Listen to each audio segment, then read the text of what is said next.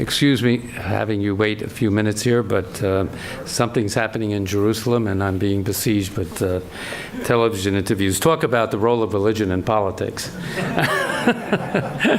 We have it before our eyes, so this panel's deliberations. Let me briefly welcome you all to the Baker Institute and this program under the aegis of our Center for Middle East.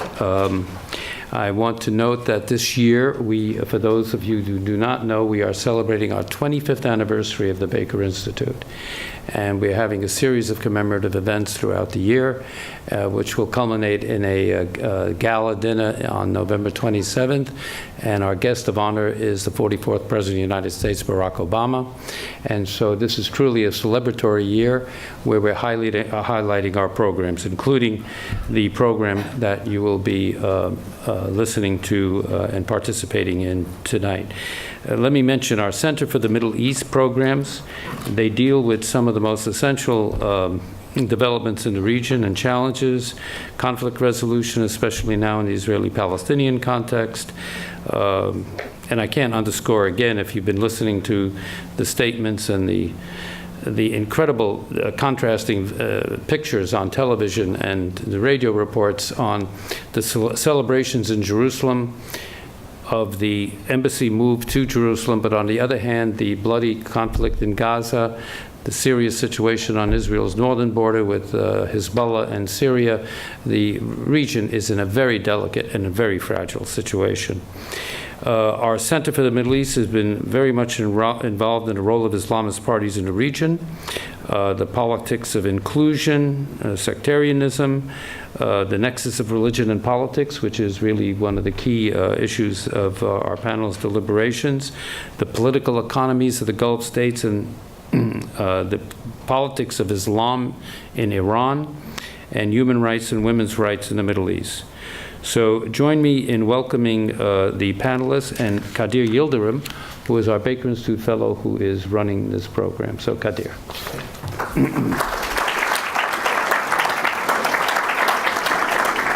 Thank you, Ambassador. Good evening, everyone. Welcome to our panel, Religion and U.S. Foreign Policy in the Middle East. For decades, denialism about the role of religion in public life materialized in the once widely popular secularization thesis, namely that religion was losing its influence in the lives of people. Humanity was moving in a direction towards religion's irrelevance, and every society was going to evolve in this particular direction. But past couple of decades have shown us that these predictions were not borne by empirical evidence. Religion not only maintained its significance in a significant proportion of the world, but it actually underwent through a process of revival. New religious actors have emerged, and they presented either a hybrid construction of modernized religious movements or fundamentalist reincarnations of religious conviction and practice. And this is a phenomenon that holds across the world. This is not a uniquely Middle Eastern phenomenon. And it's not constrained to Islam only, but it also holds for other faith traditions around the world. The rise of modernity, secularism have created their religious counterparts all over the world. And this has also been the period in which politicized religious activism became a central pillar of the political landscape. In other words, religious parties have emerged in this time period. Before the modern era, before the advent of modernity, secularism, we really don't have politicized religion, so to speak, that we know in this sense today.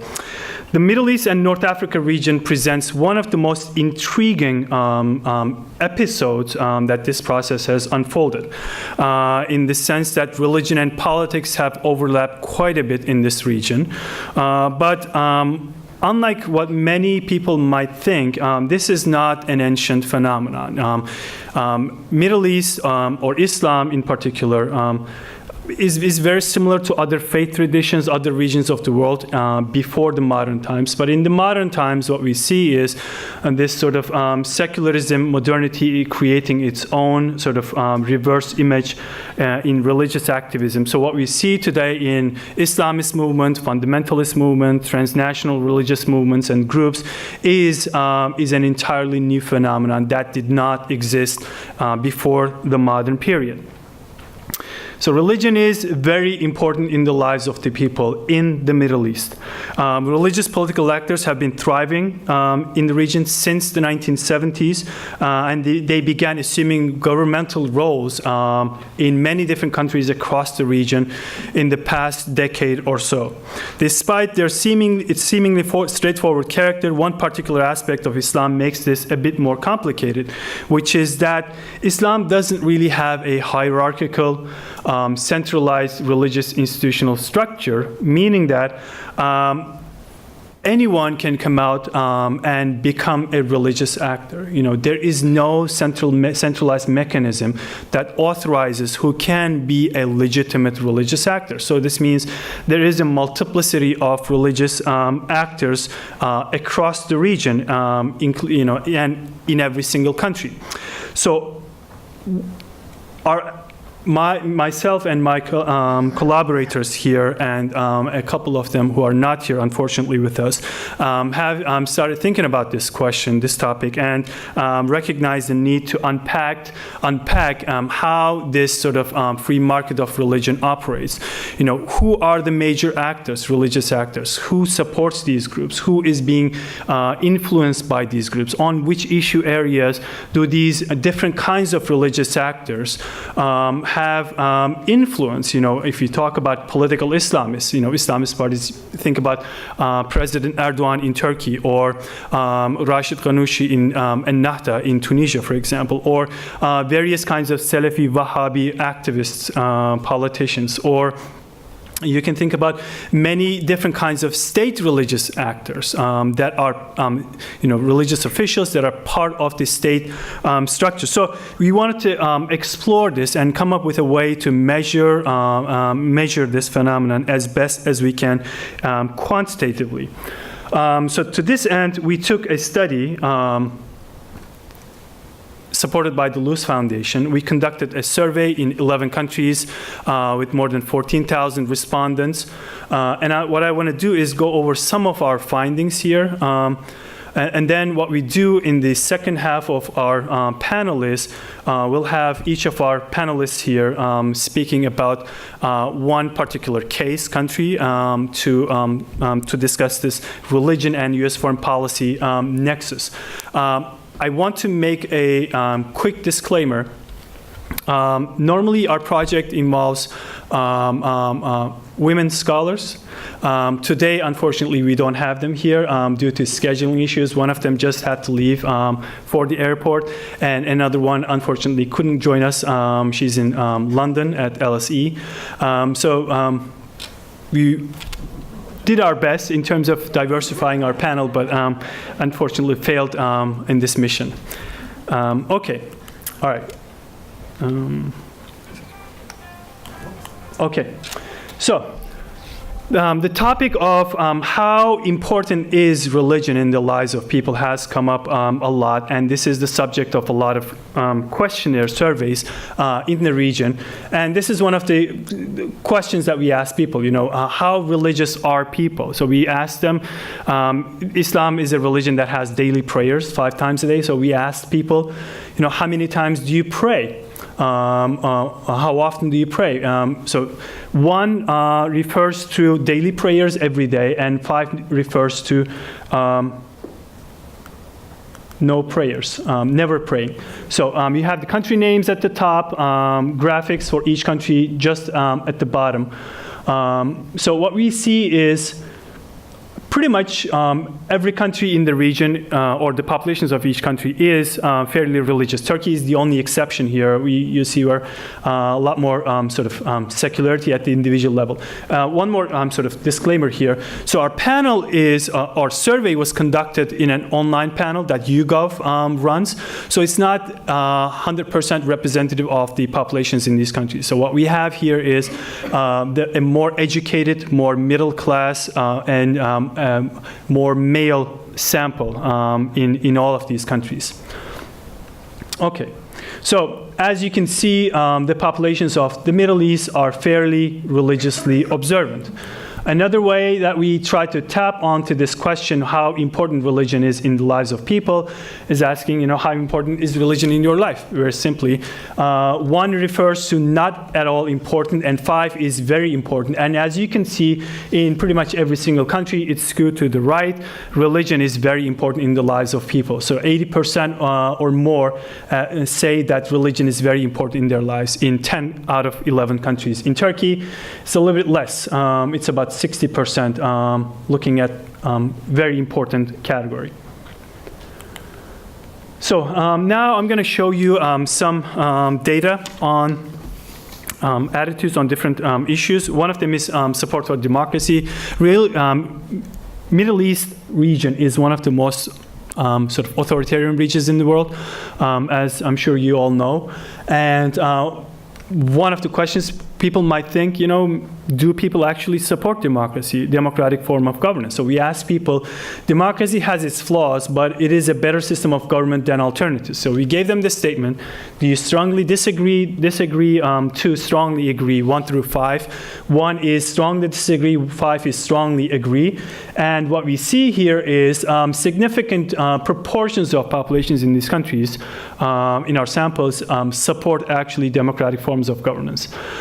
So this is whether democracy exists or not in these countries is less a function of whether people actually like democracy or not, but of other factors. That has to do with political, economic factors. Gender relations, which some people argue might have religious undertones. So we gave them a statement, respondents a statement. A wife must always obey her husband. Strongly disagree, 1, strongly agree, 5. We have a mixed bag here. In many countries, a lot of people agreed with this statement, agree or disagree, number 4s and 5s. So that's more than 50% in several countries. In some other countries, the results are more favorable. If you look at Turkey, Lebanon, Tunisia, those are more favorable to in this regard. Okay, so we asked them, what role should religion play in the constitution of your country? So this has, categories are a little bit different than strongly disagree to disagree. So 1 is, it should only based on Sharia law, the Islamic law. And the 5 is, it should be based on secular principles that guarantees religious freedom for everyone. So what we see here is in several countries, Sharia law, so 1 is strictly Sharia, number 2 is a combination of Sharia and secular legislation. So what we see is in several countries like Saudi Arabia, Qatar, Morocco, Kuwait, Qatar, we see that people actually favor Sharia law pretty significantly in their constitutions. Countries like Turkey is less favorable on that regard. Lebanon is much less. United Arab Emirates and Tunisia fall somewhere in the middle. We asked them another question on Sharia. Do you favor or oppose the implementation of Sharia? And here we have a little bit more clear picture. In most countries, people do support the implementation of Sharia as part of the law. So 5 strongly agree, 1 is strongly disagree. So Kuwait, Jordan, Egypt, Bahrain, Morocco, Qatar, Saudi Arabia, and United Arab Emirates, to varying degrees, more than 50% of the population in all of these support the implementation of Sharia to some degree. Turkey, again, is the exception. Turkey stands out as an exception because of, I think, a different conception of what Sharia stands for. And Turkish constitution has never had any experience with Sharia since 1923, since essentially morphing from the Ottoman Empire into the Turkish Republic. But in most other countries, what we see is Sharia has been a part of the legal framework since independence. So that's perhaps part of the reason why people are favorable to implementation of Sharia. What it implies in these countries is very different. So we ask another way to gauge the role of religion in public life is how much influence should religious leaders have in political matters? 1 is no influence at all, and 5 is major influence. So what we see here is in many countries, again, the same trend holds, especially in the Gulf region. People want to have religious leaders having some sort of a public role in political matters. Countries like Saudi Arabia, Kuwait, Jordan, Bahrain, Qatar, Morocco, we have a big chunk of the population actually supporting religious leaders' influence. Turkey, again, stands out as an exception. Lebanon, to some degree, follows along the same pattern. So we asked people how much the U.S. should be involved in the Middle East. The direct question is, how do you view American intervention in the MENA region, Middle East and North Africa region? 1 is strong disapproval, 5 is strong approval. And as you can see, there we have 11 countries, populations in our sample agreeing on this point. There are some variations, but by and large, people do not want the United States intervening in the Middle East. And this is by large margins. In many countries, this is 1 is strong disapproval is 40 to 50%, and then number 2 is 30-40%. So that's a healthy 70-80% of the population. In many countries do not want U.S. Intervention in the Middle East. So another question we asked that might have religious undertones is violence in the region as a topic of public discussions in recent years. So we asked them, suicide bombing and other forms of violence against civilian targets is justified. Never justified, 1. Always justified is marked by 5. So as you can see, we have another sort of convergence here. Populations in all these countries strongly disapprove civilian violence against civilian targets in these countries. So, and this is consistent with some other findings that we have in the data in terms of support for ISIS or Al-Qaeda, for example. Okay, so I will stop here. So what I want to do here now is introduce our panelists. The format will be each will have 10 to 15 minutes, and then once each one of them presents their discussion, we will have maybe 15, 20 minutes of sort of conversation around a couple of questions, and then we'll open it up for questions from the audience. Okay. So our first speaker is Sharon Greville. Is currently a PhD candidate, which is, I think, a little bit unfair to him. He's a PhD candidate in politics at Princeton, but he's actually defending in the next couple of months. And Tarek is actually in his committee right now, so he will be observing very closely right now. Sharan is going to be at Brookings Institute next year as a fellow. And then the year after, he's starting at William and Mary as an assistant professor there in the political science department of government. Yes, government. Sharan's research examines democratization in the Middle East with a focus on security forces and Islamist political parties.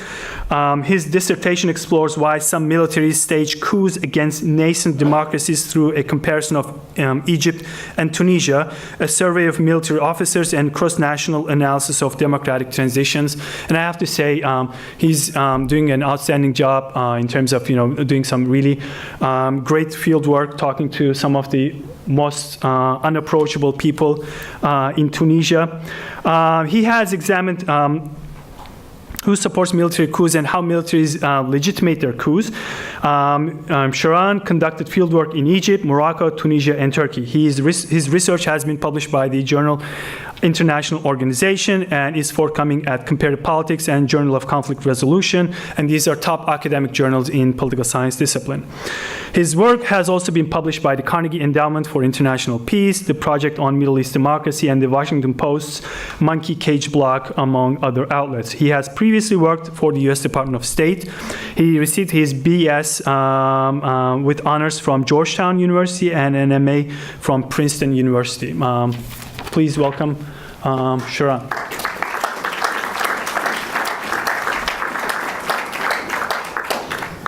Thank you, Kadir, for that long introduction, and thank you also for the invitation. It's really an honor to be here. I've been asked to talk about Tunisia, which, as many of you know, is the one success story of the Arab Spring. It's the one country to not only transition to democracy, but maintain its democracy. And so one real example of a Muslim democracy that has emerged from the Arab Spring. And so there are a lot of reasons why Tunisia has succeeded, but given the theme of this panel, I'm going to focus on the role played by the religious political party in Tunisia, or the Islamist party in Tunisia, which is Ennahda. And so Ennahda actually won the first democratic elections in Tunisia in 2011, and so they played the leading role in writing Tunisia's new constitution, the constitution that would govern Tunisia's new democracy. And perhaps, unexpectedly, the Islamist party made a series of important compromises in this constitution that has allowed Tunisia's transition to flourish. This Islamist party, perhaps contrary to what we would expect, agreed not to put Islam or Sharia into the constitution as the basis of legislation. It agreed not only to freedom of religion, but freedom of conscience, and in other words, allowing atheism as well. It agreed to enshrine gender equality in the constitution. And so this Islamist party made these series of compromises that has really allowed Tunisia's transition to succeed. And so naturally the question is why? Why would this Islamist party make these really important compromises? And what perhaps lessons can we learn from Tunisia that could, in theory, be applied elsewhere? Are there some factors or experiences that led Ennahda to moderate that perhaps could be encouraged in other Islamist parties? So the way I tried to conduct my research on this question was to look at who within this Islamist party supported these compromises and who did not. So the data is all available in terms of the parliamentary votes on this constitution, which members of Ennahda supported the compromises and which did not. So what I tried to do was test several theories about which Islamist parliamentarians we think would support these compromises, which ones should be more liberal or more secular or more open-minded.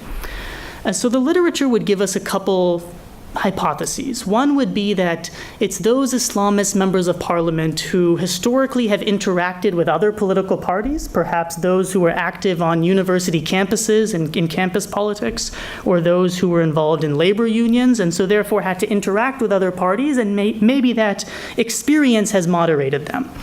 Another hypothesis would be that perhaps those Islamists who were repressed, they came to moderate their positions and became more liberal. In the data, I actually find support for neither of these, that it wasn't those who were active in civil society or those who were oppressed who were voting more moderately or liberally in the Constitution. On the contrary, the strongest predictor of whether an Islamist member of parliament would vote for these liberal compromises was whether they had lived outside of Tunisia in a secular democracy, whether they had lived in Europe or North America in this case. And this was a really striking finding. It was, of those members of parliament, Islamist members of parliament who had lived abroad, 95% voted in favor of these compromises. Of those who had remained only in Tunisia, it was about 50% had supported these compromises. So there was this really massive effect, and it held whether or not they went to the West for education or whether they went fleeing repression. They went for exile in the West.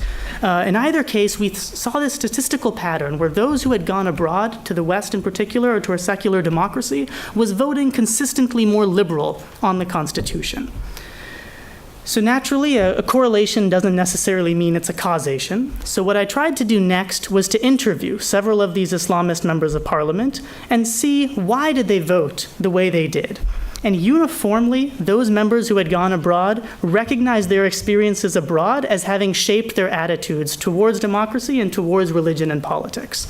For some, being abroad in a secular democracy had socialized them into democratic values and to secular values. So what we find in the literature is that immigrants, this is beyond the Middle East, but immigrants in general who immigrate to another country, if their personal situation improves economically or even physically, if their personal situation has improved, they tend to credit the new country's institutions and values for that improvement. And so for many Islamists who were fleeing repression in Tunisia and found exile in France or London or in the US, they tended to credit these new countries' institutions for that newfound freedom. So one member of parliament from the Ennahda party, actually the vice president of this assembly that was writing the constitution, Mahrazia Labidi, she mentioned that as she fled Tunisia, as she was fleeing repression from Tunisia and went to Paris, she tasted freedom for the first time. She tasted democracy. And so that sense of improvement upon having moved to a secular democracy really led her to really understand what freedom and democracy means, and accordingly, she felt that she was much more in favor of these liberal compromises than her colleagues who had lived only in Tunisia. But socialization isn't the only mechanism. A couple others would be intergroup contact. For many Islamists, living in Western democracies was their first chance to interact with non-Muslims. And that intergroup contact, literature has shown, often leads to more tolerant and more open attitudes towards the other group. And so we see some evidence of that as well, based on the interviews with the Ennahda parliamentarians. The final mechanism by which living in a secular democracy may shape the attitudes of Islamists would be learning about what secularism could really mean. So historically in the Middle East, dictators had used the pretext or the guise of secularism to repress Islamists, to throw them in prison. And that was their understanding of secularism. But upon moving to Europe and North America, many of these Islamists realized that secularism actually means that all parties, religious or secular, have a seat at the table. It's not that religion is repressed. On the contrary, you could have, for instance, a Republican Party that often is inspired by religion in terms of its positions on abortion, on gay marriage, etc., and that is completely compatible with a secular democracy, that you can be inspired by religion and still be active in politics. And so that was new for many Islamists who historically had faced repression under the guise of secularism. And so that mechanism as well, this political learning about what secularism could entail, was another reason why living in the West had shaped their attitudes to be more secular and more liberal. So what are the implications of this then for U.S. foreign policy, the other theme of today's panel? Naturally, as an academic, I try to shy away from making policy recommendations, but I think the one here is fairly clear, that if the U.S. would want to help make Islam more moderate, as many U.S. politicians have made clear that is their intent, then actually the one strategy would be to allow Muslims and even Islamists into the West. and therefore would allow these socialization and political learning and intergroup contact mechanisms to operate. And so perhaps the policy implication would be not to ban Muslims and even Islamists from entering Western democracies, but rather to open our doors and through that help to moderate Islam. The other implication of this research, to get to the survey data that we have conducted, is to look at what impact this has had on Ennahda, on the religious party in Tunisia. And interestingly, what we see is that while Ennahda still does very well as a political party, in the sense that it is continuing to win elections, for instance, last week Tunisia had municipal elections in which Ennahda won the highest share among parties. So while it is continuing to do well as a political party, it is less now seen as a religious authority. That what we were looking at in our survey data was which actors are seen as an authority to speak on Islam, and actually that has been reduced. It is now more seen as a political party than a religious actor. Which is a similar trend to what we have seen with Christian democratic parties in Europe, for instance, that as they had become more moderate, they're no longer seen as a religious authority as speaking for Christianity, but rather they are seen as a political party that is inspired by Christianity. And so we're seeing a similar trend now with Ennahda in Tunisia, that they are moving to become a Muslim democratic party rather than an Islamist party. I'll leave it there. So, thank you.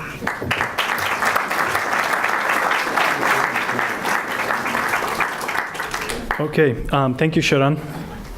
All right, next up we have Tariq Masood, who is the Sultan of Oman Professor of International Relations at Harvard University's John F. Kennedy School of Government. His research focuses on the role of religion in the Muslim world's political development. He is the author of Counting Islam, Religion, Class, and Elections in Egypt from Cambridge University Press, and the co-author of The Arab Spring, Pathways of Repression and Reform from Oxford University Press. He has written several articles and book chapters. Masood is a 2009 Carnegie Scholar, a term member of the Council on Foreign Relations, and a member of the Journal of Democracy's editorial board. He has also been awarded research grants from the National Science Foundation and the Paul and Daisy Soros Foundation, among others. Tariq holds an AB from Brown University and a PhD from Yale, both in political science, and he will talk today on Egypt. Okay. Thank you. Okay, so first of all, I want to thank A.Kadir for inviting me to participate in this project. A.Kadir really is an extraordinary scholar and a great asset of this great university. I want to thank the Baker Institute for having me out. The first politician that I ever truly admired was James Baker when I was a little kid in Saudi Arabia, and he was the brilliant negotiator who managed, I thought, one of the most brilliant American bits of foreign policy strategy, which was the Gulf War. So just tremendous, very special for me to be here and to be in the presence of Ambassador Jurijan. Okay, so I'm going to talk about this question: is political Islam dead in Egypt? And to do so, let me first, how do I proceed through these slides? Do I press a button here? How does this work? This is a. This should work. It's not working. Hold on. Is this keyboard? This wasn't working for me just now. But yeah. Well, you sabotaged it, which is classic, classic Turks. Okay. Hold on. How did that work? Here we go. Okay. So I got it. I'll use this. So, Egypt. Largest country in the Arab world, most important country in the Arab world. Despite what my colleague Sharan Grewal just told you about Tunisia, just keep in mind Tunisia's 10 million people. That's not even the population of Cairo, the capital of Egypt.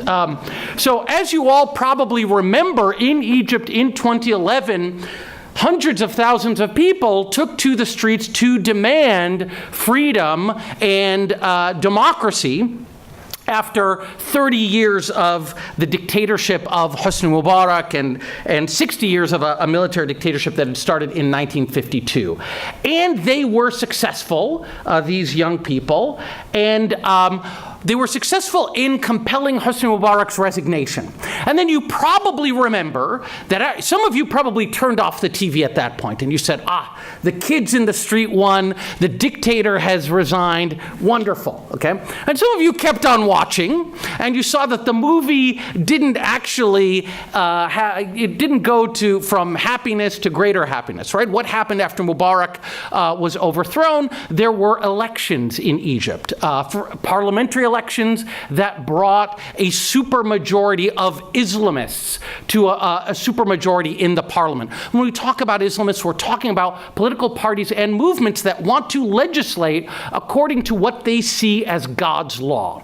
And the number one Islamic party or Islamist party in Egypt at this time was a party called the Freedom and Justice Party, which emerged out of a movement that had started in 1928 called the Society of the Muslim Brothers. Okay. So they won the parliamentary elections in late 2011, early 2012, and then a few months later, there were presidential elections, and they won those presidential elections too. This gentleman there, this very handsome man, is Mohammed Morsi, who is the first democratically elected president of Egypt, and he happened to come from this organization, the Muslim Brotherhood. You all probably know at this point, people were really afraid. And they were afraid because a very notable American diplomat in the 1990s said, hey, when these Islamists come to power, we have to be worried that they don't necessarily believe in democracy. They say they want one man, one vote, but our concern is that they want one man, one vote, one time. Okay, that was Ambassador Jurgen. Give him a round of applause, everybody. And this was a valid and serious concern because there were many ways in which the Muslim Brotherhood behaved during that period when it was, quote unquote, in power, that gave people pause, caused people to worry that the Brotherhood was not going to be inclusive, that it was not necessarily committed to governing cooperatively with its opponents, but instead wanted to monopolize power. And in fact, the great Egyptian novelist kind of plagiarized Ambassador Jurgen by saying, I think it was in the New York Times, that the Muslim Brotherhood wanted to climb the democratic ladder and then pull the democratic ladder up from behind them. It turned out that Ambassador Jurgen's prediction was true, that when Islamists were elected, it meant one man, one vote, one time. It wasn't, however, because the Islamists were insufficiently committed to democracy. It was because everybody else was so nervous about Islamists being elected that they appealed to the military to overthrow the Muslim Brotherhood. And as you all remember, in 2013, in the summer of 2013, there was a movement in Egypt called the Rebel Movement, the Tamarrud movement, that actually was a petition movement calling on Mohammed Morsi, the elected president, to resign, making subtle demands of the military to get involved. And finally, in July of 2013, the military did get involved. This gentleman here, Abdel Fattah al-Sisi, who was the Minister of Defense in Egypt at that time, overthrew Mohammed Morsi. Okay. And his rhetoric since then has been, and the rhetoric in Egypt since then, has been that the Muslim Brotherhood is an anti-democratic, extremist organization. It is a terrorist group, a terrorist movement. And of course, it makes you, the next question you want to ask is, well, if they really are that, why did you agree to be Minister of Defense under the Muslim Brotherhood? However, there's clearly this attitude. This is one statement that I was able to pull up among many, many statements made by the current Egyptian president. This was an interview with Lally Weymouth in the Washington Post a couple of years back, where President Sisi said the Muslim Brotherhood is the parent organization of extremism. They're the godfather of all terrorist organizations. They spread it all over the world. And this kind of discourse is used to justify a policy of repression towards residual elements of the Muslim Brotherhood and non-negotiation with the Muslim Brotherhood after their overthrow from power in Egypt. And so the question I want to try to answer in the few minutes I have remaining is, do Egyptians agree with this assessment of this Islamist organization that wants to legislate the Sharia and that they once elected to a significant proportion of their parliament. So the data that we have gathered under Abdul Qadir's leadership give us a bit of a lens into this. I've done other surveys which give other lenses into this, but this data is actually really special precisely because it's unrepresentative in the ways that Abdul Qadir mentioned. So just to give you a background, this is a survey. The Egyptians in this survey, there are about 2,000 Egyptians in this survey, and Egyptians living in Egypt in this survey, and they tend to be educated. They're online, right? They're literate because they're answering a survey online. So already they're unrepresentative of Egypt, which has 30% illiteracy, only about 50% internet penetration. But these are basically relatively well-off Egyptians, okay? And some have argued, this is a matter of debate, but some have argued that actually that group of Egyptians are the ones who are maybe more likely to be supportive of the current government and of the overthrow of the Islamists. So when we look at their attitudes, it's kind of a hard test for us, right? Because we're not including any farmers or peasants or people who live in what are traditionally thought to be some of the strongholds of the Islamists. Okay, so the first thing we did, or one of the things we did, and Abdul Qadir showed you a bunch of data, I'm not going to show you quite as much, is present people with different political leaders and ask them, how much do you trust these political leaders?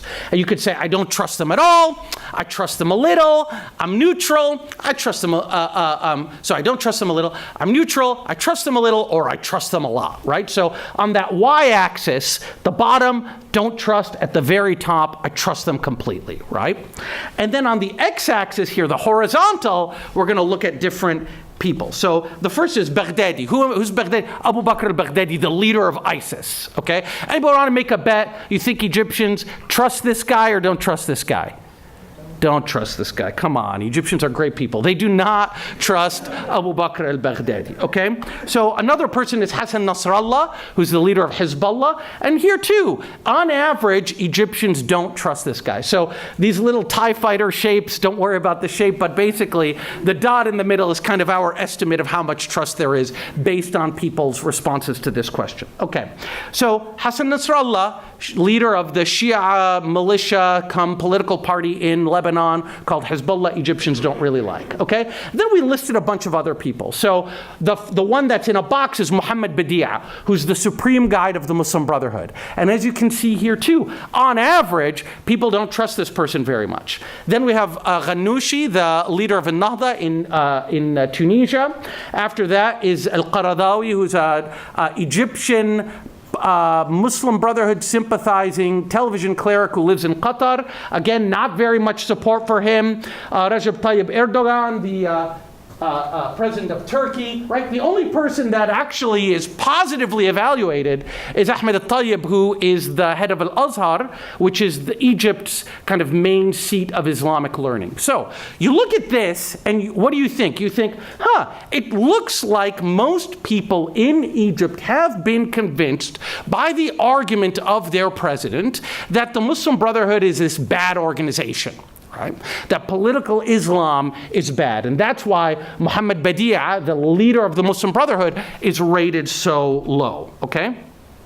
But as Abdul Qadir showed us, there's other data that we have here that can get us beyond just people's evaluations of individuals and movements to their actual values. And remember again, the people whose values we're investigating here are pretty affluent middle-class people who are online. Okay, so we asked them this question about the implementation of Sharia. Do you favor the implementation of the Sharia?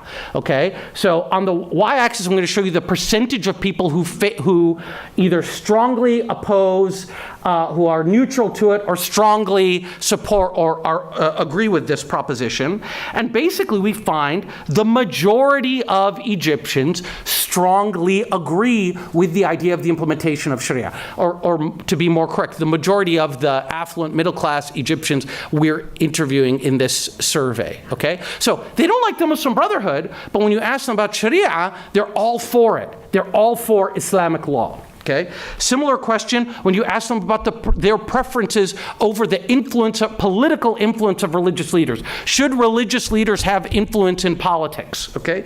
Again, it's a slightly different picture, but if you just look at the people who are on the right side of neutral, you find, again, a majority of people believe that religious leaders should have influence in politics. So what is the upshot of all of this, right? And there's a lot more data we could show you, but what's the upshot of all this?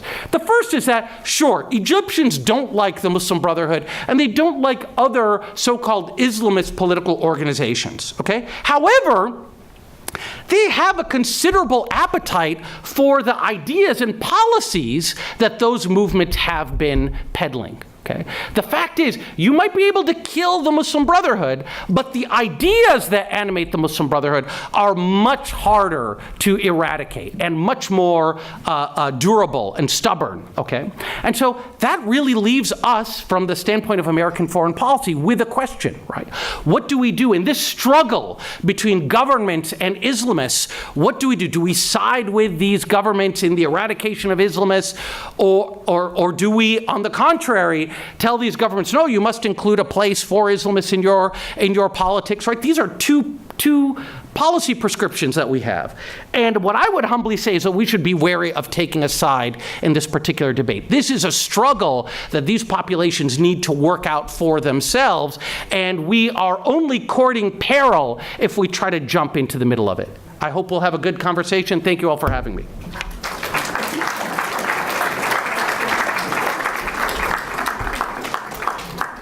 Thank you, Tariq. Last but not least, we have Scott Williamson, who is, again, a PhD candidate in political science department at Stanford University in California.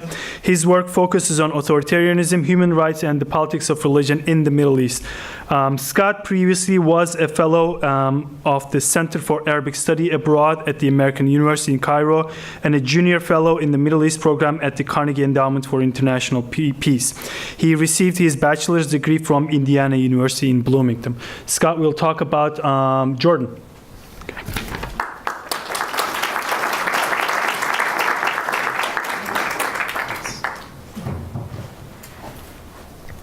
All right, thank you everyone for being here. Thank you to the Baker Institute for inviting me, and Kadir specifically.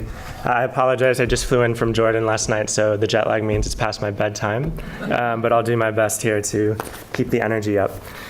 So I want to just make 3 points tonight in this talk. First, I want to talk about the Jordanian government and its role in U.S. foreign policy, specifically regarding counter-extremism.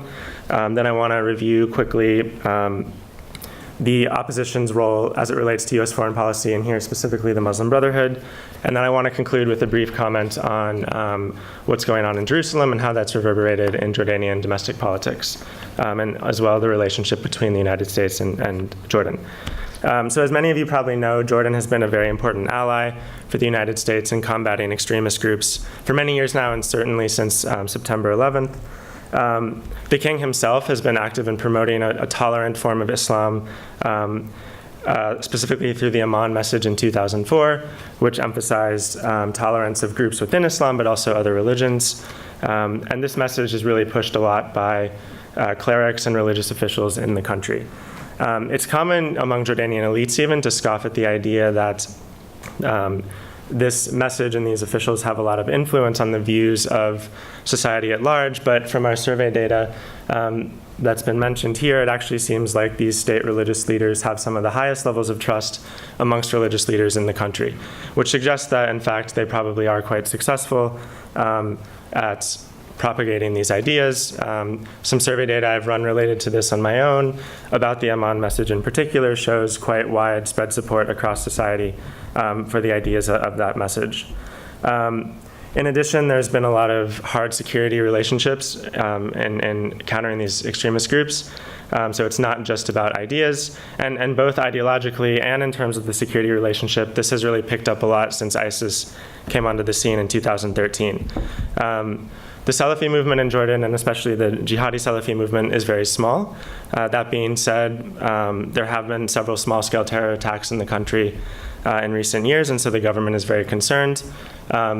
in terms of per capita foreign fighters going into Syria, Jordan is probably second, only behind Tunisia. So you have a scene where support for this group in Jordan is very minimal, but still potentially very dangerous. And so in terms of ideas, the government has been increasing controls over what its preachers can say. In recent years, they've started unifying the Friday sermon. So they send a text message to every single preacher in the country, giving them verses from the Quran and a specific message that they're supposed to talk about with their congregations. And the Al-Qaf ministry is quite open about the fact that this is meant to isolate extremist voices amongst the country's preachers and to promote a more tolerant version of Islam. And then in addition to that, there's also been an attempt to isolate and divide the Salafi movement in Jordan by actually manipulating divisions between those who favor al-Qaeda and those who've been more supportive of ISIS. So in 2015, Jordan released 2 prominent ideological supporters of al-Qaeda from prison after they agreed to at least denounce ISIS as un-Islamic. And then, of course, in addition to that, there's been a lot of participation in security operations, both domestically and in Syria itself. There was an operation in 2016 in Erbil in the north of the country, in which more than 30 ISIS sympathizers were arrested, which sent shockwaves through the country because it was in the second largest city, and that's a quite large cell. And then internationally, Jordan has been the leading Arab participant in coalition airstrikes against ISIS, according to CENTCOM. So if the government has been quite supportive of U.S. foreign policy objectives, that's been less true of the opposition in the Muslim Brotherhood, as you might expect. In terms of the anti-ISIS coalition, they were initially opposed to this, Jordan's participation. However, that changed in 2015 when a Jordanian pilot was shot down and then burned alive by ISIS. At that point, the country as a whole really united against or in favor of participation in the coalition, and that included the Muslim Brotherhood. But really the divide here is about Israel. The Muslim Brotherhood in Jordan has been the leading opponent of the peace deal that was signed in 1994. Since then, they've been very opposed to normalization of relations with Israel. And in their perspective, and probably the perspective of the U.S. government, this is really the divide that's hard to breach. So when I met with a senior official and member of parliament from the Islamic Action Front a few months ago, he was telling me, look, we agree with a lot in terms of what the United States stands for. We agree with its positions on human rights and democracy, even on economic issues. But we can't get past Israel. It's the one word that divides us. And when we meet with U.S. officials, it tends to color everything about those engagements. In terms of their support in Jordan currently, they've been under a lot of pressure since 2013. They are the largest organized opposition movement in the country, but the government has cracked down since the coup in Egypt, which is common across the region. One of the deputy director of the organization spent more than a year in prison for criticizing the United Arab Emirates. The government has encouraged breakaway factions from the movement, and they've also recognized these splinter factions as the official party. But this seems to go hand in hand with the decline in popular support. So again, referring to our survey results, yes, it's not representative of Jordan, but in fact, it should be a sample that is particularly favorable towards the Islamist party. A lot of the participants identify as Islamists, and this sort of urban bias in the data should again favor this party, since it tends to be based primarily in Amman, Zarqa, and Erbil, which are the largest cities in the country. In fact, though, you see very, very little support in the data. I think maybe only 5-10% view the leader of the Brotherhood as a religious authority. So they are quite isolated socially, despite being the largest opposition group. Recently, they decided to return to formal political participation. They had been boycotting elections for many years, but in 2016, they ran again. And interestingly, they've decided to follow the path of Ennahda. They've started moderating a lot of their positions and downplaying their identity as an Islamist party in favor of a more nationalistic message. So they even ran with Christian candidates and other Jordanian constituencies that traditionally have not been most supportive of the movement. And to an extent it worked. They won 15 seats. They're the largest party in the parliament. But their struggles, this has created a lot of internal dissension with hardliners unhappy with this direction. And that's also affected their ability to mobilize. So just recently they actually lost control of the engineering union in Amman, or in Jordan, which they had dominated for nearly 30 years. So this suggests that yes, the United States should be engaging with this group. It is an important actor, but I think we also shouldn't overstate the extent to which they're influential in Jordanian society. Just to conclude briefly talking about the decision to move the U.S. Embassy in Israel from Tel Aviv to Jerusalem, I should mention that relations between Israel and Jordan had already been at a particularly low point after an incident last summer in which 2 Jordanian citizens were killed in Amman by an employee of the Israeli embassy. That employee was released back to Israel, where he was greeted as a hero by Prime Minister Netanyahu, which caused significant anger in Jordan since the events surrounding the killings were very unclear. And as a result, the Israeli embassy in Amman was closed until just recently. So obviously a particularly bad time for this decision to happen. And when it was announced in December, you saw immediate protests at the University of Jordan, downtown, in front of the U.S. Embassy, and in several locations around the kingdom. And this has been continuing for months, fairly regularly, each week. And in fact, these were supported by the government. A senior aide to the prime minister, in what was certainly an approved statement, called on Jordanians to protest. And King Abdullah himself has been quite critical of the decision and has maintained strongly that Jerusalem must be the capital, or at least East Jerusalem must be the capital of a future Palestinian state. In part, this reaction certainly reflects the government's desire to stay on the side of public opinion. The peace treaty has been a constant sore point amongst the public since 1994 when it was signed. And so the government wants to be careful here not to let the anger then be directed towards itself. However, part of this also has to do with the religious legitimacy of the Hashemites, who since, I think, 1924 have been custodians of Muslim and Christian holy sites in Jerusalem, and this status was formally recognized by the peace treaty with Israel in 1994. And anonymously in the press, there have been some quotes suggesting that government officials are worried that maneuvers certainly currently going on around the peace process may threaten that status, and that may be related also to the decision here with the embassy. And this could potentially undermine the religious legitimacy that the Hashemites claim for themselves. And so that's part of the motivation here for why they've been sticking to this line. This all puts Jordan in a very awkward position. As you may know, their economy is highly dependent on economic aid from the United States and other Western countries. The Trump administration recently cut aid to the UN agency responsible for Palestinian refugees, which potentially threatens to increase the burden on Jordan, who hosts many of them. In addition, President Trump threatened to cut aid to those countries voting against the United States at the UN on the Jerusalem decision, including Jordan. So this has created a lot of concern in Amman about what this might entail. That being said, it looks like the aid will actually increase in coming years, so the threat hasn't materialized yet. But certainly it's a sore point in U.S.-Jordanian relations at the moment. I'll stop there. Looking forward to questions. Thank you. Thank you, Scott.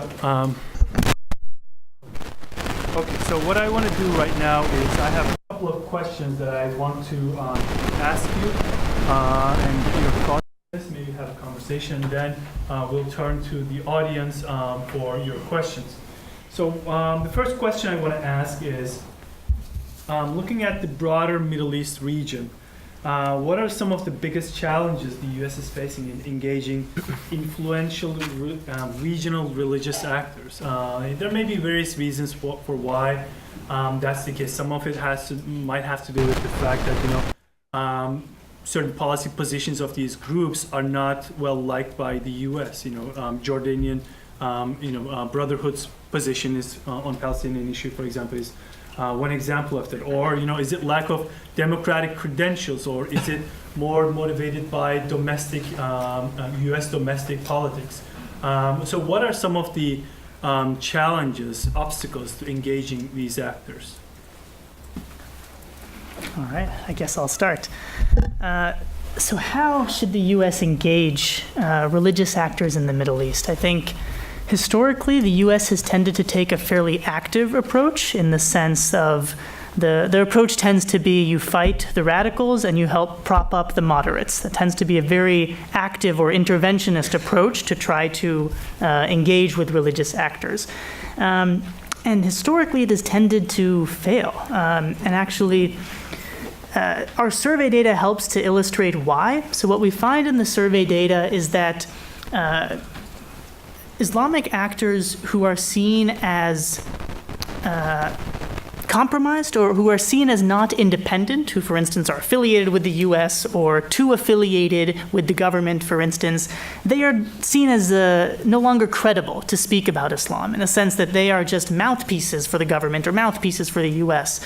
And so when we tend to have a very active or interventionist stance to try to prop up a moderate, it tends to fail because they lose credibility. It needs to be something grassroots and genuine that would actually have credibility to sway Muslims' opinions. And so I think rather than taking an active approach, perhaps the U.S.'s best strategy would be a more passive approach. So what I outlined earlier was that actually one of the best strategies for moderating Islamists is to allow them refuge in the West. When they're fleeing repression in their home countries, to allow them into Europe or North America. And that sort of more passive approach can maybe have a stronger impact in terms of moderating Islam. Mm-hmm. Yeah, I think this is a really great question. So as I understand it, the question is, how should the U.S. engage religious actors in the region? And I guess the answer to that is another question. It depends on what it is the United States is trying to do in the region. Right? If what we're trying to do, are we trying to pursue our national interests? Okay? Or are we trying to do something else, something broader, a kind of civilizing mission, a mission to moderate Islam or change Islam or make Islam safe for democracy or make Islam safe for the world? And I would say if we're trying to do the latter, we should stop because it's not possible. There's absolutely nothing that the United States can do to change the evolution of this religion that has 1.7 billion adherents. So then the question, what we really should be doing, everything that we do in the Middle East should be geared towards pursuing our national interests. And then the question is, well, it's a question of whether the engagement with a particular religious actor furthers our national interest. So, is our national interest, to bring it to the case that I was asked to talk about, is our national interest in Egypt furthered by the United States somehow engaging with religious actors like the Muslim Brotherhood, which is now illegal? And my response to that is, I don't know.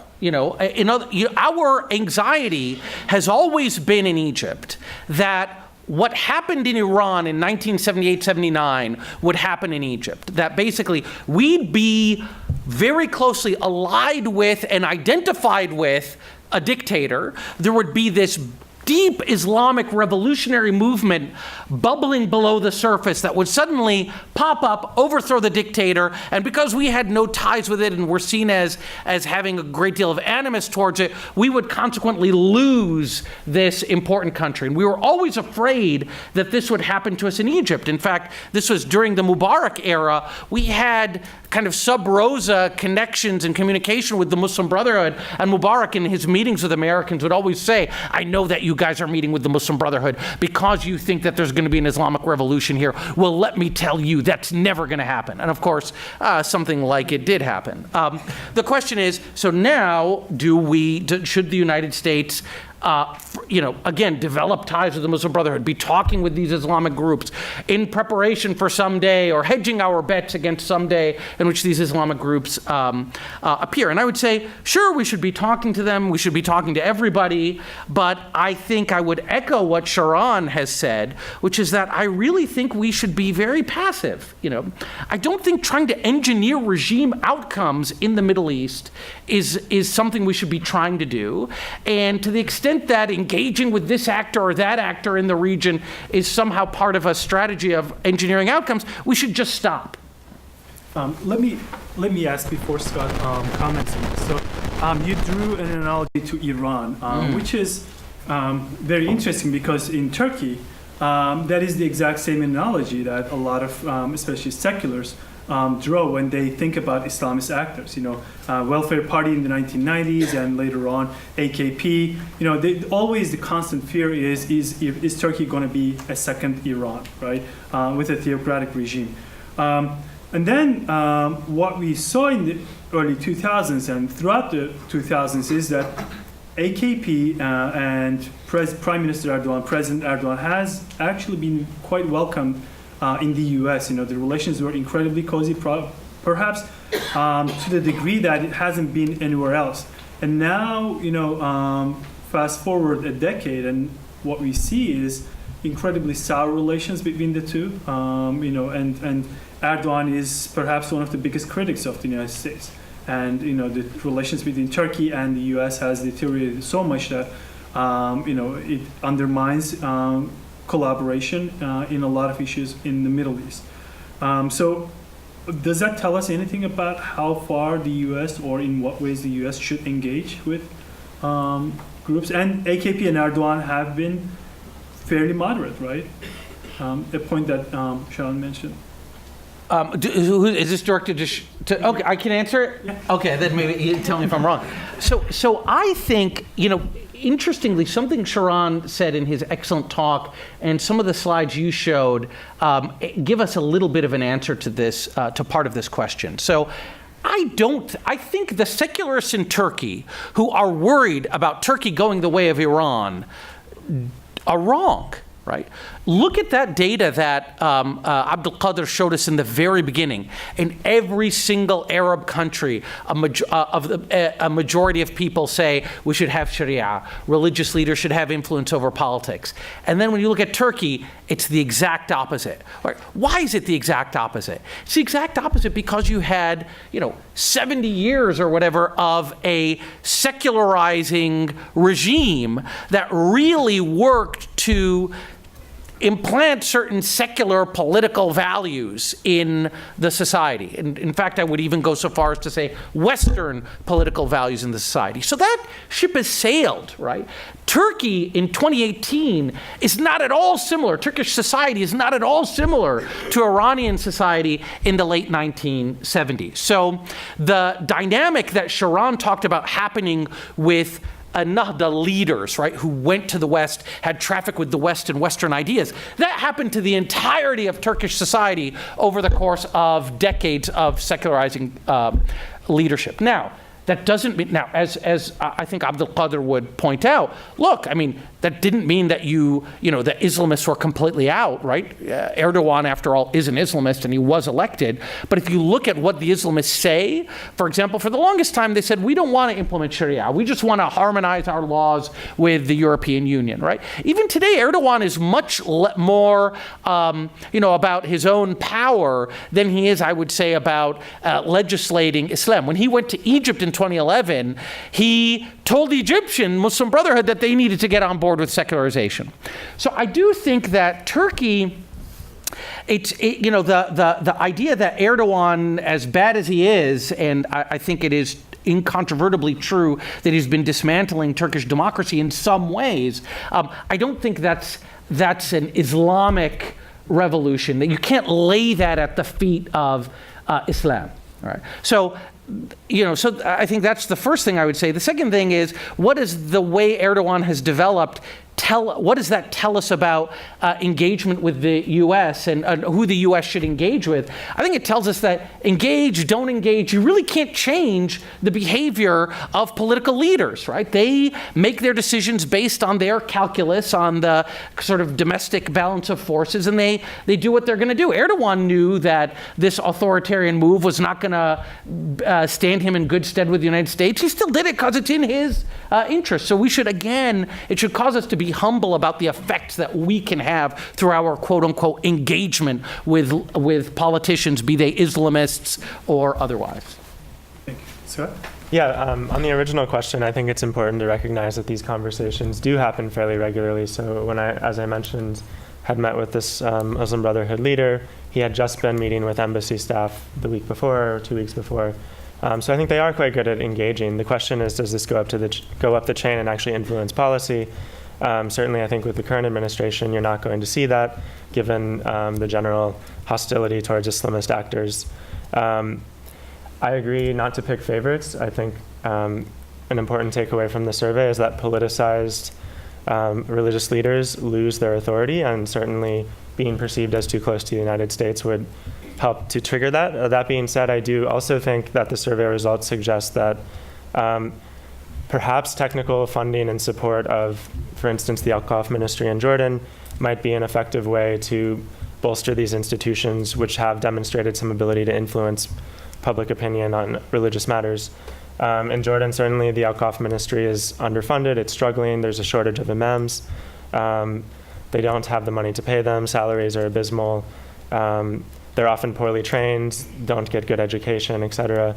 And I think there may even be USAID programs that work on workshops with some of them, but perhaps strengthening that would be a useful way to proceed. Can I ask a question? And the reason strengthening that would be a useful way to proceed is because these official religious institutions are bulwarks against extremism of the type that ISIS represents, or is there something else? So if you want to look at it purely in those terms, I think that's where it might be useful.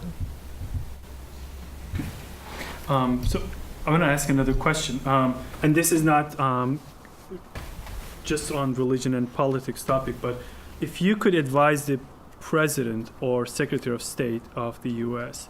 On the Middle Eastern politics, and it seems like it's a tall task these days, but what would be one specific policy advice you would offer, and why? Do you want to go? Good luck. And you know, and we can't commit to that 100%, but we'll do our best to air this on Fox News.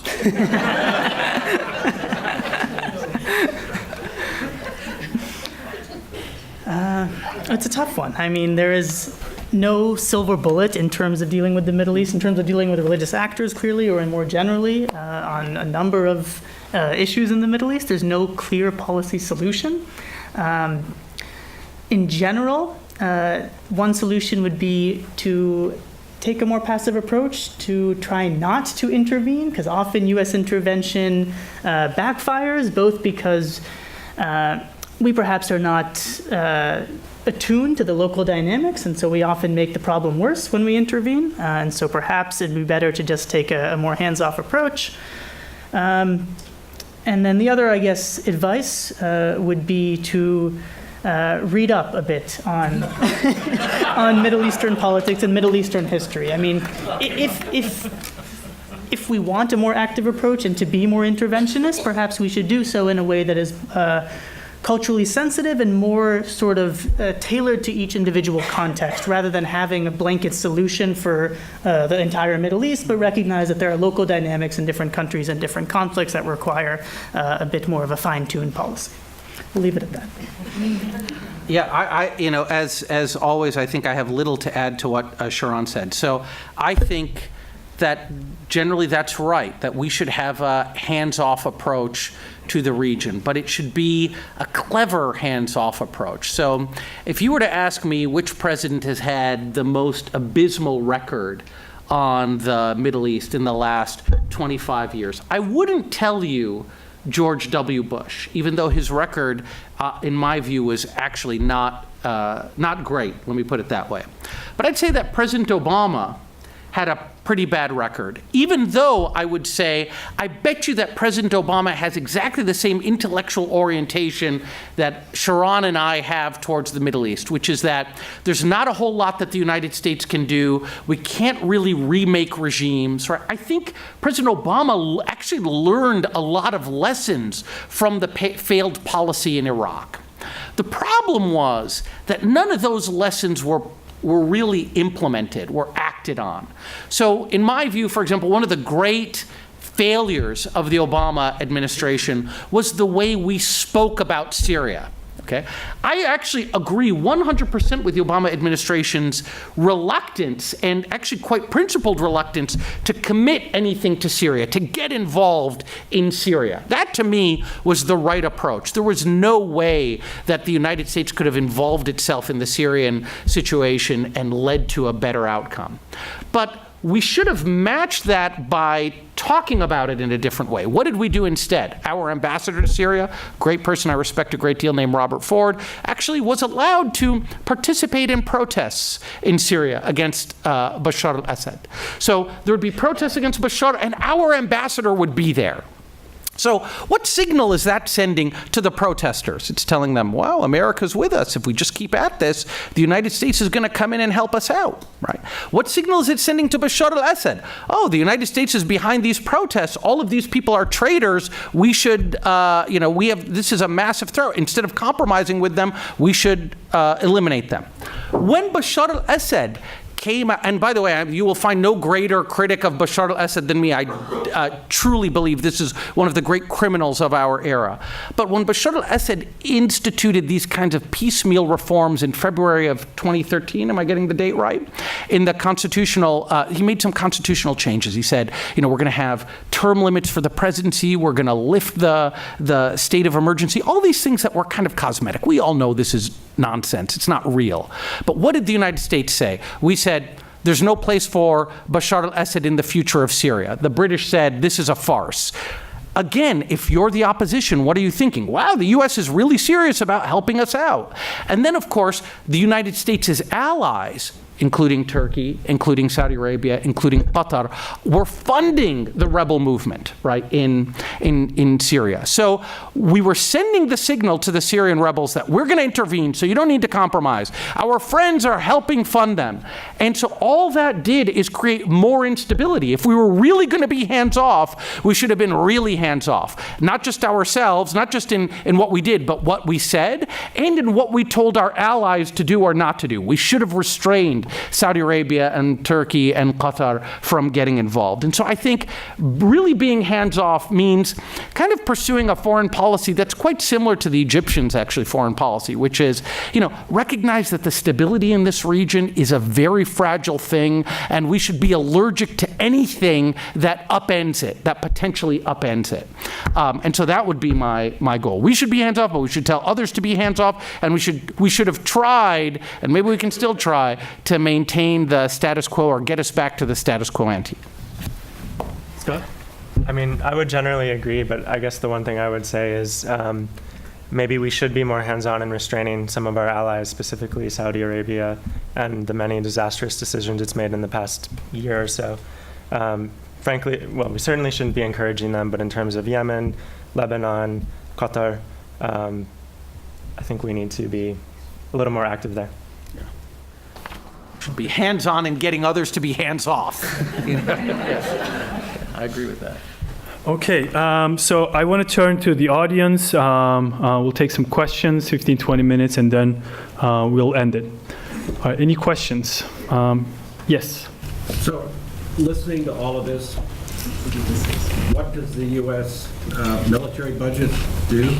Does it pull further out at a consistent rate and watch? It's kind of sitting in a gray area, which is sort of where they are, is an impossible place to remain. Which way do they go? Do they pull back? What do you do with the military U.S. in the Middle East? Do you want me to take a couple questions? That's a great question. We'll get to it, but maybe we take a couple. Okay. Yeah. Yes. My question is for Sharon. What were the other factors that, I guess, had a high correlation with, you mentioned being abroad, being the high, or spending time abroad. Were there any other factors like their age, that kind of thing? I'm thinking of a couple of cases like Said Qutb, who spent significant time abroad and yet radicalized nonetheless. So, any other significant? Okay. Yes. Yeah. I have a couple questions more about your survey overall. So was it done in English or in Arabic? Because some of the words you used are very polarizing in Arabic, like secularist, as you've talked about a little bit. And then how do you account for people who might want to project a certain image of their country in a survey like this? as it is coming from a URL that is probably US related. Thank you. No, I just like to, that's a very good question. I just like to, I'm sure our expert panelists know this, but there's this linguistic debate over secularism and secularization. So the definition of secularism as freedom from religion, and secularization, freedom of religion. We, the United States, pride ourselves on having a concrete freedom of religion, but if you look at the French tradition, freedom from religion. So that's a very good question in terms of the linguistics involved here in the survey. Okay. Yeah, the survey was in Arabic. Right. Yeah, and you know, I don't remember did we? So you presented a question. One of the questions on secular versus Sharia in terms of the Constitution. I don't remember the wording there. Yeah, I can't remember the wording, but the word itself, the concept is polarizing because it's not clear in which direction, as Ambassador was mentioning, which is it the sort of the Anglo-American version of secularism or the French version of secularism is meant in that, and that's in the nature of the word that is used. Almani is yes. the Arabic word, and nobody, even a secularist in the Middle East, doesn't like to call themselves Almani. Yeah. They use the term Medani, which means civilian, which is not actually what we're talking about. But that, to me, is indicative. I mean, that's indicative of the phenomenon, right? The fact is, secularism is in such bad odor that people don't even want to be associated with it. That is not really a challenge to inference. That's just consistent with the idea that most people there don't like this idea that religion should be either you should be free from religion, or that people should be completely free to choose whatever religion they want. What are we going to do? Have Scientologists in Egypt? No way, right? So I think there's an opposition to both of those, regardless of how you defined it to them. Most people would find both of them equally abhorrent. And the point about the U.S.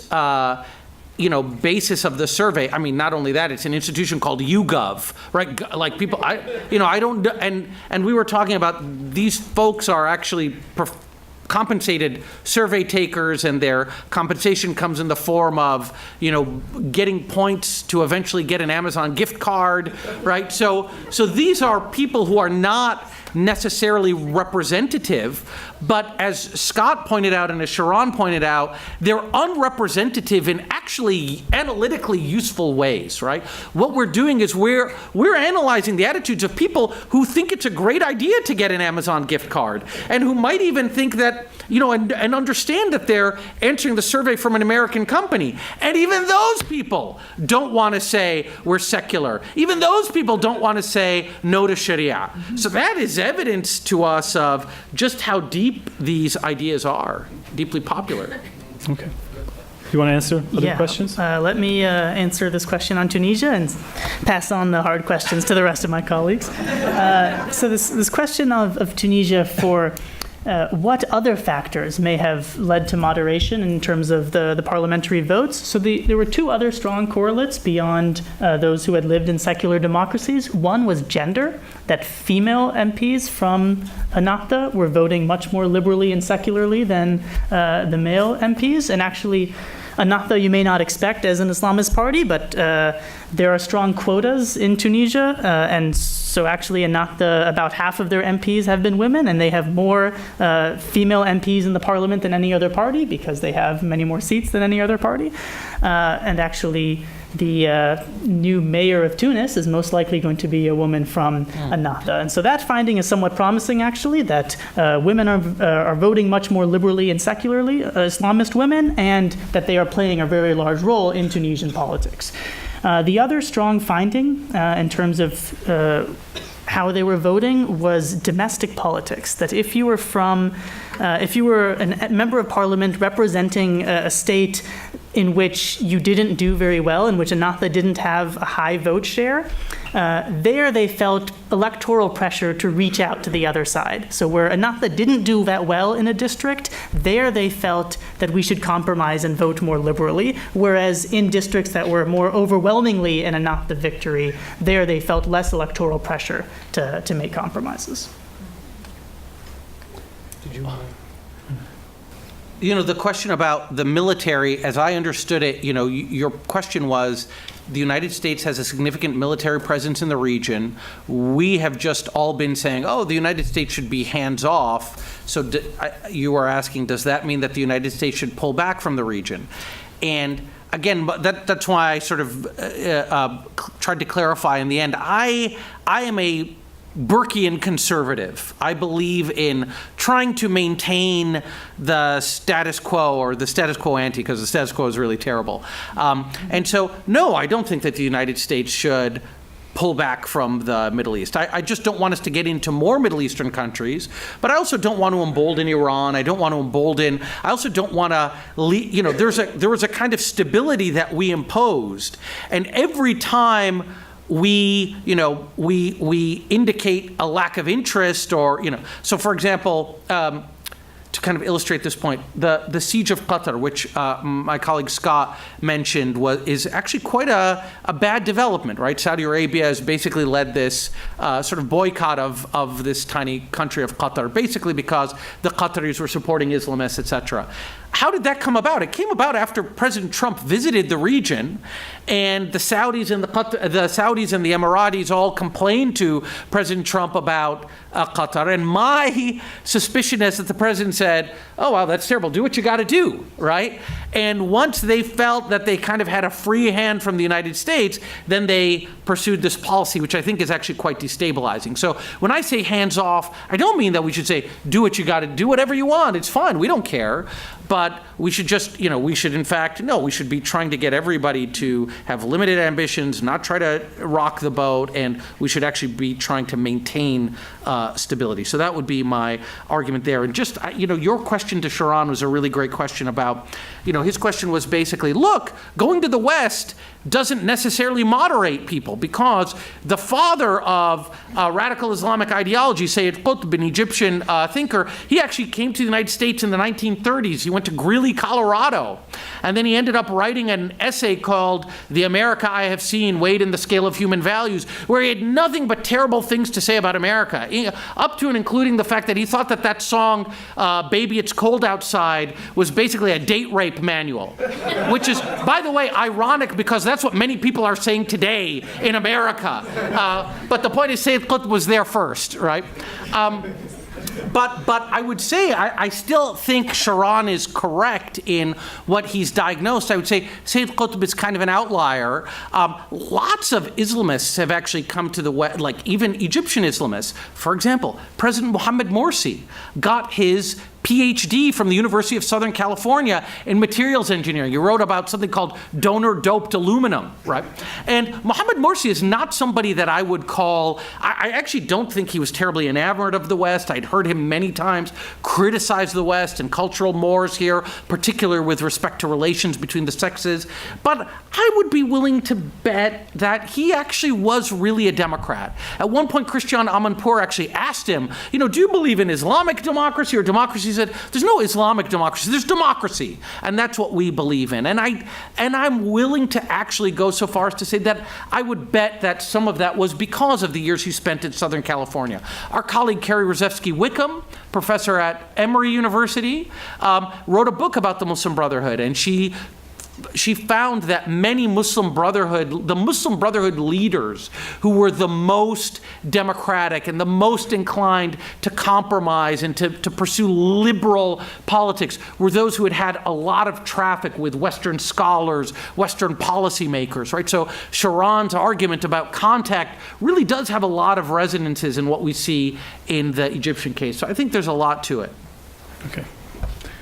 We'll take a couple more questions. Yes. So, Kadir, on your second to last slide on the poll, you were polling on American intervention and how countries strongly agree or disagree with that. Two countries stood out to me were Qatar and Turkey, where they had overwhelmingly population. The respondents that we now know are young, you know, affluent, online savvy folks, which we generally hope would be on our side, tended to poll on the most strongly disagree amongst all the countries, and that's a NATO ally and a home of CENTCOM.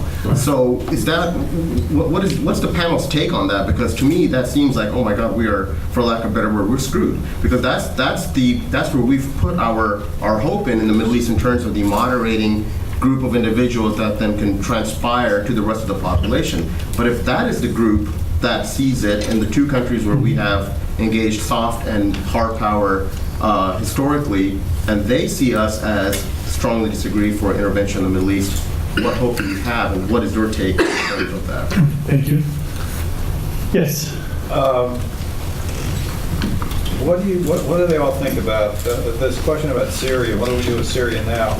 The president had an opportunity to not get out of the Iranian deal right now. He could have taken the position that Macron said, why don't we use this as an opportunity to try to do something about resolving the issue in Syria? So in general, what do you feel about this whole thing about what the president did?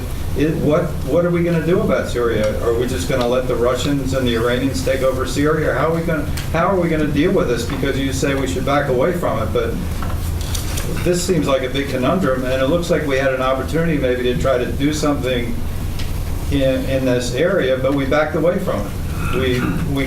They claim they're negotiating something, but it seems very unlikely that they really are. They're just going to let this Iranian thing fester. Okay, thank you. Yes, in the back.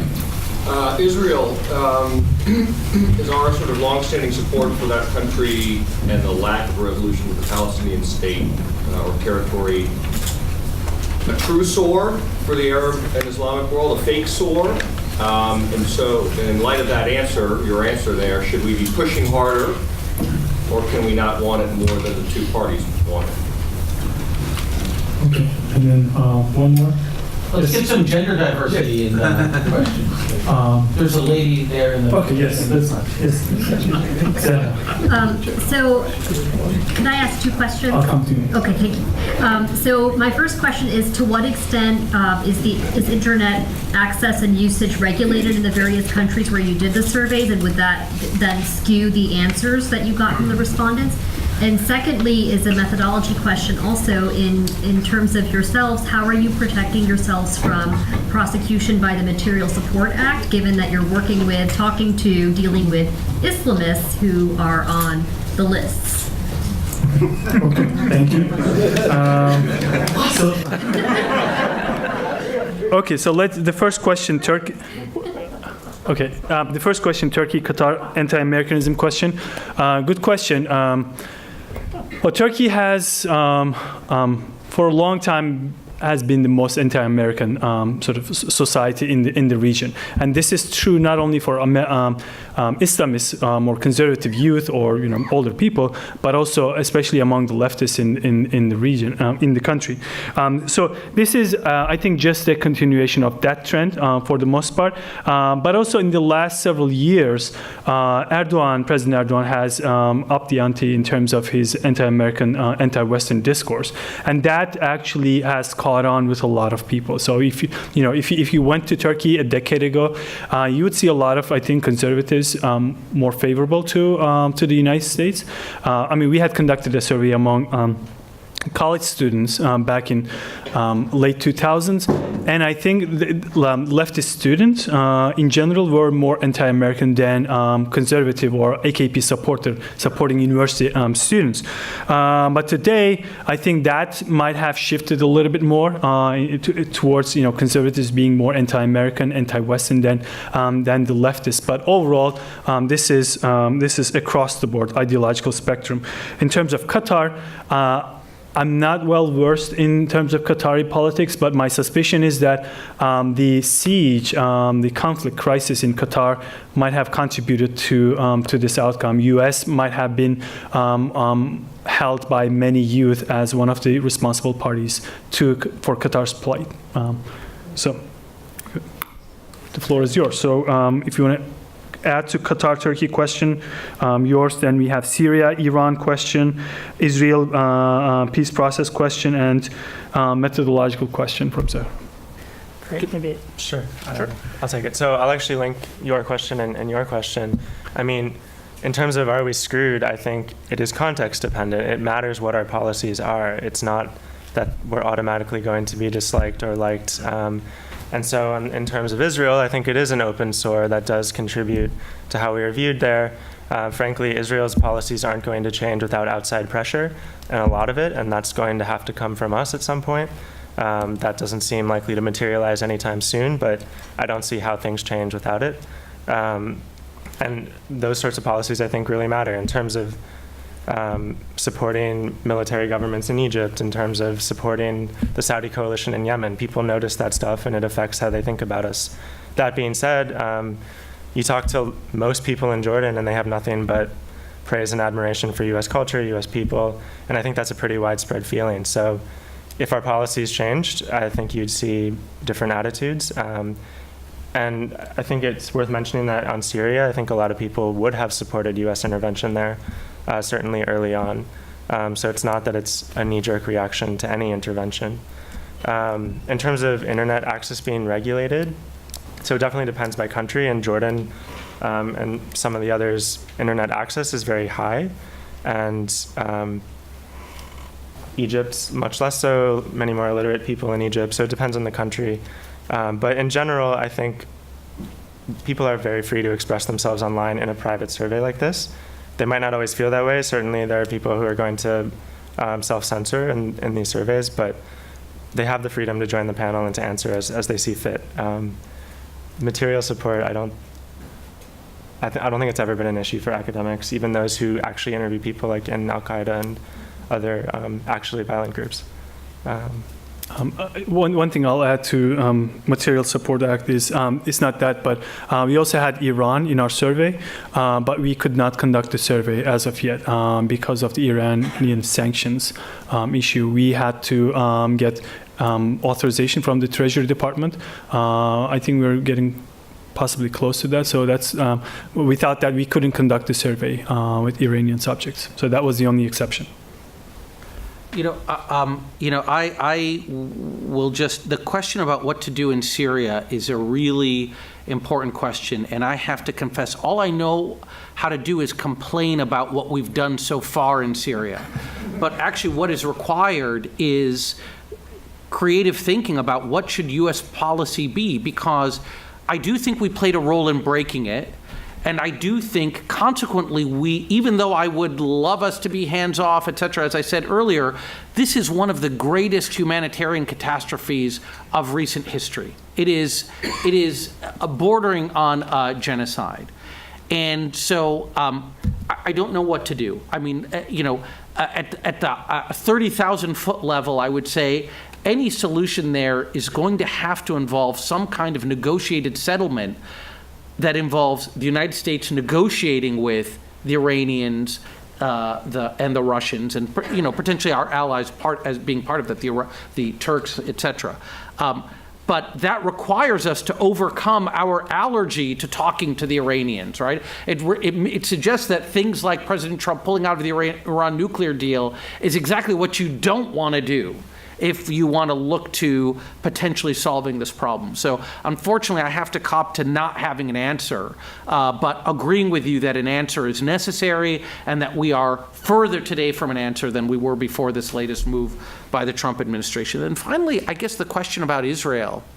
And all I will say there is that I think that the Arab landscape with respect to Israel really is changing in quite important and dramatic ways. So I don't remember if you all remember the New York Times report about the Crown Prince of Saudi Arabia's telephone call with Abu Mazen of the PLO. Basically, after President Trump announced that Jerusalem was going to be the capital, the U.S. was going to move, its embassy to Jerusalem, there's apparently, at least according to the New York Times, a call from the Crown Prince of Saudi Arabia to the head of the Palestinian Liberation Organization saying, you guys just should accept this, and you should accept Abu Dis, which is this suburb of Jerusalem, as your capital. And who knows if that New York Times report is accurate, but I do think it does capture a kind of broader phenomenon, which is that a lot of Arab governments, for the longest time, all they did was pay lip service to the Palestinian cause, and now they're not even interested in paying lip service. What they want to do is get this issue off the agenda so that they can ally with Israel in the great fight, which is against Iran. Right? And in fact, a lot of U.S. discourse about Iran mirrors in ways that I find actually quite surprising and a little bit disturbing discourse that you hear in the Gulf about Iran. Right? I'm like, since when did the tail wag that particular tail wag this dog? Right? But so I do feel that because the Gulf countries, in particular our allies, Saudi Arabia, the United Arab Emirates, which are very important allies, because they view Iran as the principal challenge, and because they see Israel as an ally in that challenge, they actually are changing their discourse about Israel in really important ways, and some ways in which you may think are helpful for the broader cause of comity between Arabs and Jews, and some ways in which you think might be unhelpful in getting a fair deal for the Palestinians. Sure. Great. First, let me say I completely agree that pulling out of the Iran deal was a missed opportunity, especially since a major problem in Syria is that Iran's involvement both in terms of fueling Hezbollah, but also in terms of helping the Alawi militias in Syria. And so I agree with you that we could have used the threat of withdrawing from the Iran deal as leverage over Iran. Tell them that we will withdraw from the Iran deal unless you stop your support for these militias in Syria. So that could have been one opportunity that unfortunately is missed. I mean, the other big reason for why we really should not have withdrawn from the Iran deal is that we have shot our credibility in terms of any agreement we make. I mean, I don't see how we will make a deal with North Korea that is credible if we're withdrawing from deals that we've made previously. In terms of Israel, our survey data is actually very interesting in speaking to this. So President Trump had tweeted that he would change the capital to Jerusalem on the evening of December 5th. Our survey began on the night of December 4th and continued on. And so we can actually see the immediate effect of the tweet in the survey data. If you look at right after the tweet was made and you look at the timing of the responses afterwards, and what you see, already support for U.S. intervention was very low. It went even lower as soon as the tweet was sent. So you saw this immediate drop as soon as the tweet was made. And so that suggests that Israel actually is an open sore in the sense that it is affecting, our policy towards Israel is actually affecting attitudes of Arabs towards the U.S. and support for intervention. Okay. We'll take 3 more questions and then we'll wrap it up. Yes, sir. Yes, NBS is making great changes in Saudi Arabia, proposing great changes, I should say.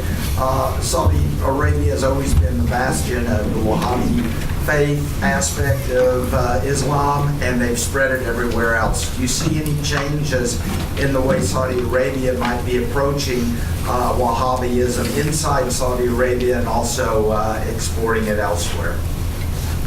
Yes, sir. Why did the American revolutionary Patrick Henry in 1775 say, give me liberty or give me death, but did not say, give me liberty, did not say, give me democracy or give me death? The Middle East absolutely have no interest in democracy. They are for liberty. And even Socrates was very much against the Athenian democracy. And eventually the Athenian establishment forced him to drink the hemlock and kill him because he knew democracy doesn't work. And I can assure you it's not going to work in the Middle East. So I don't know why the West are trying to sell democracy just like they're selling meat sausage. But I came with 37 students to the United States from Iraq, and after graduation, all 37 went back. They could have stayed here and enjoyed this democracy or so forth, but I was the only one who stayed. And I was not stayed because I was so mesmerized by the American democracy, because I met the good-hearted American people. They are the ones who made me stay. And after all, America is not a democracy, it's a republic. So I don't know why you keep this. Half of this lecture has to do with democracy, and I can assure you the Arabs are not going to buy it. Okay, thank you. Yes, Matt. You said earlier that the policy the U.S. should practice is more passive than it has been in the past. Is there any other country outside of the Middle East at this point who is becoming a greater influence with Middle Eastern countries? You see a lot of Russia, Syria, and Turkey, and so forth. What are the concerns that we should have there? Okay. These were the final questions. So the question about MBS, which is the abbreviation for Mohammed bin Salman, who's the Crown Prince of Saudi Arabia, MBS is kind of styling himself as a desert version of Kemal Ataturk, right? The guy who's going to remake Saudi Arabia. And the question was, I think you asked us to assess his prospects for success. If you look at our data, and actually I'd made some slides about this, but then I said I would just restrict to Egypt. Saudi Arabia is the most religiously conservative country in our sample, right? Even again among these online denizens, right? And you've got to bet that half of the people after doing our survey are going looking at pornographic sites, but nonetheless, when you ask them about are they Islamist, yes, we're Islamist. Sharia, yes, we want Sharia. And why? It is because, as you said, that embedded in that country, encoded in the DNA of its government, is this commitment to a particular brand of Islam, which is known as Wahhabism or Salafism, which is highly conservative, highly religiously conservative and traditional. And I grew up in Saudi Arabia and experienced this firsthand. So look, my bet is that this dramatic change that Mohammed bin Salman wants to effect in Saudi Arabia is unlikely to succeed. I think that he is not working with a society in 2018 that is as developed or even as open to democracy as the society that Mustafa Kemal Ataturk was working with 100 years ago. Okay, that's a dramatic claim, but I'm willing to stand by it. Mustafa Kemal Ataturk had previous attempts at liberalization, previous failed attempts. The Young Turks, after all, many of the things that Ataturk wanted to do, the Young Turks tried to do. And before that, the Ottomans tried to do a few of them. So there'd been this record of attempts to modernize in fits and starts. And then he was building on that. And then secondly, of course, he had a tremendous amount of political prestige derived from the fact that he rescued his country from dismemberment by the Allies after the end of the First World War. So if Mustafa Kemal Ataturk had told men to wear kilts in Turkey, they would have. MBS doesn't have any of that. He neither has the previous legacy of attempted reforms, and he doesn't have the political prestige that Mustafa Kemal Ataturk had. And not only that, he is opening he doesn't even have a sense of timing, right? Every single conflict that he could get involved in, he's getting involved in. So he's fighting Iran and he's fighting the Muslim Brotherhood, right? As opposed to allying with the Muslim Brotherhood against Iran, right? Domestically, he's fighting the businessmen, the royal family. He's opened fronts in Syria. He's opened fronts in Yemen. So to me, if you have to bet on the success of somebody with that kind of strategic mind and that kind of all the bad hand that he's been dealt, I would say that I don't think he's going to succeed. Look, the point that you make, sir, about democracy in the region, I would humbly suggest to you that leave semantics aside, right? What we're talking about when we talk about democracy actually can embrace a wide array of political arrangements. All we're talking about are political regimes in which citizens in the region are free from the depredations of the state, right? And have some say over the conduct of their government, right? The way this is going to look could be very different, right? The way our democracy or our republic looks is very different from the way that the Netherlands look, but we consider them both democratic. In the Middle East so far, we have not really had governments in which people are consequential in the calculus of their leaders. And we do have a great example, Sharon's. So I made an uncharitable joke about my Tunisian brothers and said they're a tiny country that don't matter. But actually, in another way, Tunisia is the most important country in the region because, as Sharon pointed out, they have this democratic experiment and it's working, right? And so I think we should not be so quick to rule that the Arabs cannot have democracy, they can't have freedom, they think in a different way, and they want something totally different. I think if you look at what Arabs say they want freedom, they want a say over how their governments behave, and then when they get a real chance in Tunisia, they actually make a go of it. And we should support that as opposed to saying that they're going to fail. Let me just add quickly on MBS in Saudi Arabia. I don't think the reforms are genuine. So in addition to these factors that make it seem like he won't succeed, I don't think they're genuine either. I mean, so first in terms of the arrests of his relatives, essentially, for corruption charges, yes, you could see that as an anti-corruption sort of strategy, but it can also very clearly be painted as a way to purge his relatives and ensure that he is the one successor that will become king. Steal right? from them. Exactly. And then in terms of the other reforms, in terms of women getting the right to drive and to vote, etc., I think these, while they should be praised in terms of being a reform and an improvement and very long overdue, on the other hand, they are very clearly seen as a PR stunt to try to shore up his support in the West as he tries to assume power. So I think these reforms are not really genuine, but rather motivated out of a desire to consolidate his authority in Saudi Arabia so that he has a chance of being able to rule. Scott? So I disagree slightly. I mean, this is just a hunch. It's not based on anything other than anecdotal stories. But I think the social reforms are somewhat genuine and probably are widely supported amongst younger Saudis. And the gamble MBS is making is that his popular support amongst this generation, which is a majority of the country, will see him through all of these very questionable strategic decisions. But even in an authoritarian regime, you can't rule without allies, and he's directly targeted the core allies of the monarchy, including the royal family itself and the religious elite. And so I just don't see how that ends well for him. And I doubt there will be any real success there. Yeah. I think your point, though, about the youth is actually a really important point on the other side of this ledger. That, I mean, as Scott is pointing out, even I didn't give this, a lot of young people really love this guy and love what he's trying to do. And so I think that, and I grew up in Saudi Arabia. I sometimes watch videos of MBS, and I'm shocked.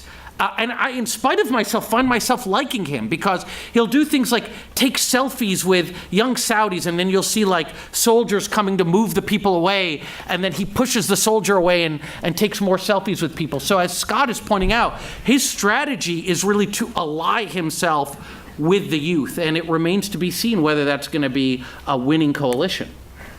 On the democracy question, I would also respectfully disagree. I think survey data shows that most Middle Easterners strongly do value democracy and would prefer it. But I just want to say that one of the tragedies of the Arab Spring, and specifically Syria, is how much fear of that happening in one's own country has really undermined an appetite for change. So every single elite, I ask in Jordan, why has Jordan been so much more stable? Why did the reform movement fizzle out? They all cite Syria as one of the primary, if not the primary reason for that. No one wants to have that happen. The cost just isn't worth it. And I think that's played a big role in what we've seen in recent years. Okay. Thank you. We thank our panelists today. Just a couple of things before we wrap it up. We have some briefs, papers coming out of Center for Middle East in recent days, weeks, as part of some of our ongoing projects. In fact, Sharon has a policy brief on Ennahda that came out a couple of weeks ago, so I urge you to go out and check out our website. We have a whole report on Tunisia and Ennahda, and our Morocco and Party for Justice and Development Party for Justice and Development in Morocco is coming out in the next couple of weeks. So I thank our panelists and thank the audience for being here and participating. Have a good evening.